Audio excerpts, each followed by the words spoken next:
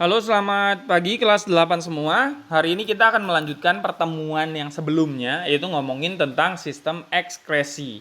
Atau judul videonya sebelumnya saya beri judul Kupahat Ginjal Firaun. Supaya gampang diingat adalah kupahat ginjal, kulit, paru-paru, hati, ginjal. Firaunnya berarti proses pembentukan urin, filtrasi, reabsorpsi, sama augmentasi. Nah, sekarang karena kupahat ginjal, ginjal sudah kita bahas kunya, kulit.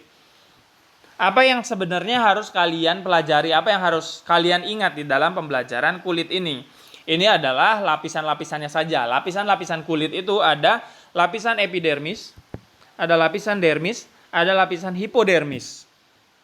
Di dalam lapisan epidermis itu lapisan terluar kulit yang kalau misalkan di kulit kita kelihatan ada rambut atau bulu yang keluar. Nah, itu berarti lapisan yang paling atas. Di situ ada sel-sel kulit mati juga, ada sel yang terus-terusan berkembang.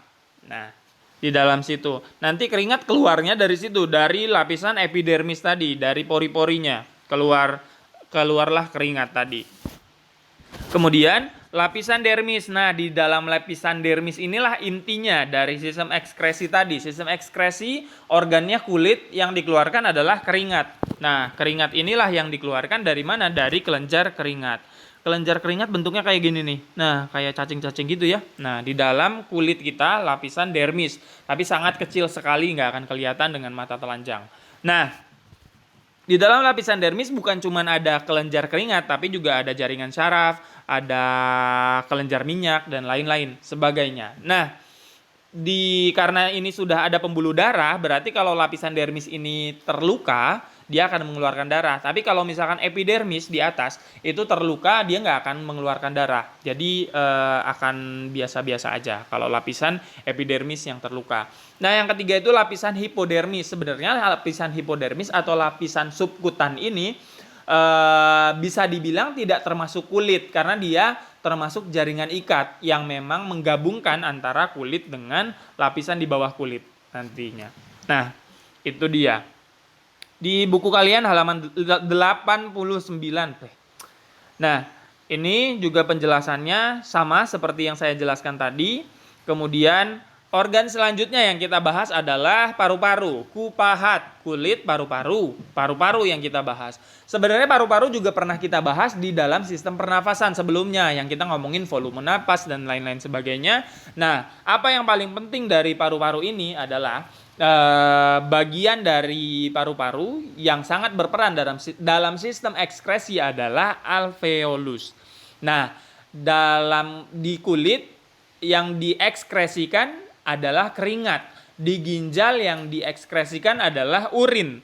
Kalau di paru-paru yang diekskresikan adalah gas karbon dioksida atau biasanya rumusnya itu CO2. Di alveolus inilah terjadi pertukaran antara oksigen atau O2 dengan CO2 dengan karbon dioksida tadi. Nah, alveolus kalau kalian perhatikan baik-baik gambar paru-paru, di paru-paru ini ada trakea, ada bronkus, ada bronkeolus. Nanti di ujung-ujungnya sini nih, ada yang kayak anggur-anggur gitu, bulat-bulat gitu. Nah, itulah dia alveolus. Oke, itu yang kita bahas dari paru-paru. Kemudian kita lanjut ke pembahasan berikutnya, itu adalah hati. Udah ngomongin ekskresi, mantan yang harus dibuang, kita ngomongin hati. Nah, di dalam hati apa yang harus dibuang? Yang harus dibuang adalah darah yang udah mati. Jadi kita punya sel darah merah atau eritrosit yang umurnya cuma sekitar 120 hari atau sekitar 4 bulanan. Sekitar 100 sampai 120 hari, sekitar 4 bulanan. Nah, terus sel darah merah nanti kalau udah mati, dia digimanain? Yaitu emang ada beberapa yang dibuang, ada yang beberapa memang masih disimpan lagi. Terus apa yang diekskresikan? Yang diekskresikan itu adalah yang cairan empedu. Cairan empedu itu. Di sini ada bagannya di halaman 94. Inilah bagannya, nanti hemoglobin dari sel darah merah tadi akan pecah. Hemoglobinnya dipecah menjadi 3 bagian, ada yang hemin, ada yang Fe, ada yang globin. Hemin, globin, Fe. Jadi hemoglobin menjadi hemin, globin, Fe. Nah, Globin tidak begitu dibuang karena masih digunakan untuk pembuatan sel darah merah berikutnya, pembentukan hemoglobin berikutnya. Nah, tapi zat besi sama hemin ini nantinya akan berubah menjadi biliverdin, akan bereaksi lagi menjadi bilirubin, urobilinogen, nanti jadi urobilin dan sterkobilin. Nah, disebut sebagai pewarna urin dan pewarna feses, sebenarnya bukan pewarna ya. Ya siapa juga yang maksudnya tujuan utamanya tidak untuk mewarnai, tapi tujuan utamanya adalah membuang, mengekskresikan. Jadi membuang zat-zat yang berbahaya tadi. Nah, kalau yang ini sterkobilin nanti masuknya ke usus. Masuknya ke usus, keluarnya barengan sama feses. Makanya disebut pewarna feses tuh karena si sterkobilin inilah yang menyebabkan feses kita itu warnanya tidak seperti apa yang kita makan karena dia mewarnai feses tadi. Kalau urobilin masuknya bukan ke usus tapi masuknya lebih ke ginjal. Masuknya ke ginjal nanti keluarnya barengan sama urin. Maka disebut dengan pewarna urin. Itulah tadi organ-organ yang sudah kita bahas.